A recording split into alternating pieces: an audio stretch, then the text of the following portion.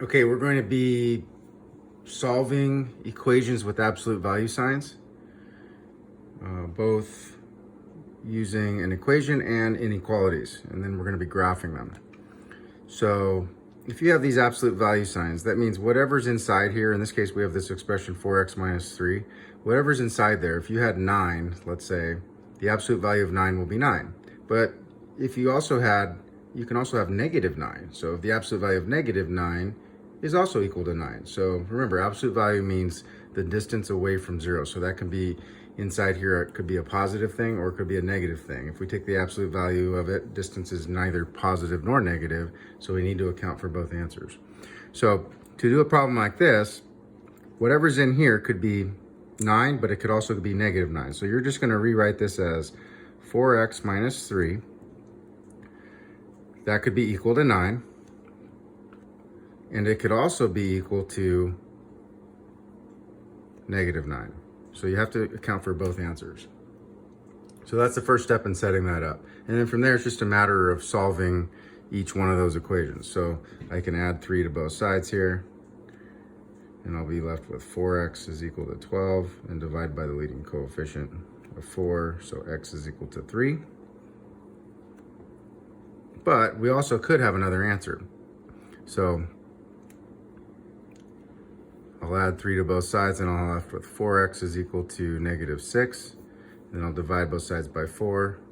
So x is equal to negative 6/4. I can reduce that fraction to negative 3/2. So there's 2 possible answers.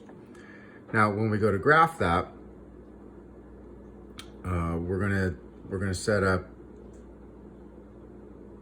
a number line, and then we are going to just graph it, put 0 on here, so we have bearing point 0 there, and then negative 3/2, and here could be 3.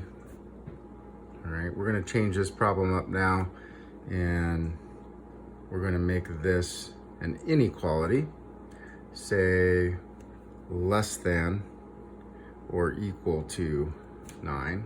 So when you have an inequality, you're going to go about and just treat it as if it was an equality and find these points, these x values called boundary points. And then on a number line, you're going to graph them.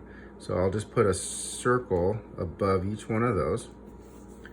And then I'm going to decide whether or not to fill those circles in. So since this is a less than or equal to inequality, I'm going to fill in those circles. All right, from there, I'm always going to test the point 0. So I'm going to see whether or not the stuff in between these 2 dots is going to satisfy this inequality or not. So I'll test 0.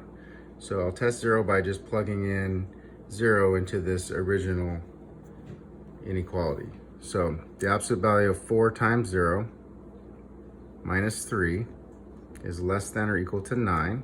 4 times 0 is 0, so I have the absolute value of negative 3 is less than or equal to 9.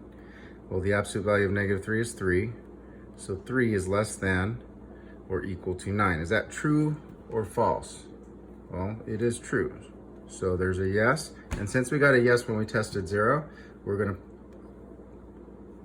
connect the dots, and it's everything in between those 2 dots. And your last step would be to write your original equality and just read what x is equal to. So it's everything that's in between those dots.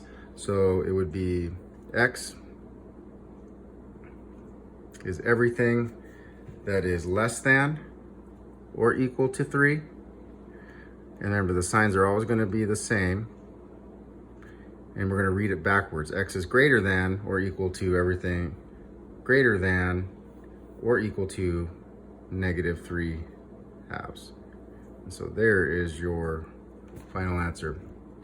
So just to review, with absolute values, you got to account for both answers. If it's an inequality, you're going to set it up on a number line like this, and you're trying to find these boundary points. So treat it as an equality, find these boundary points, circle them above your number line, check to see if you need to fill those circles in, and then you're always going to test 0.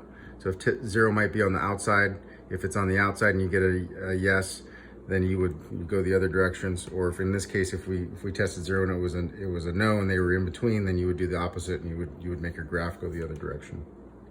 All right, hopefully that'll help you with absolute values and inequalities and how to graph them.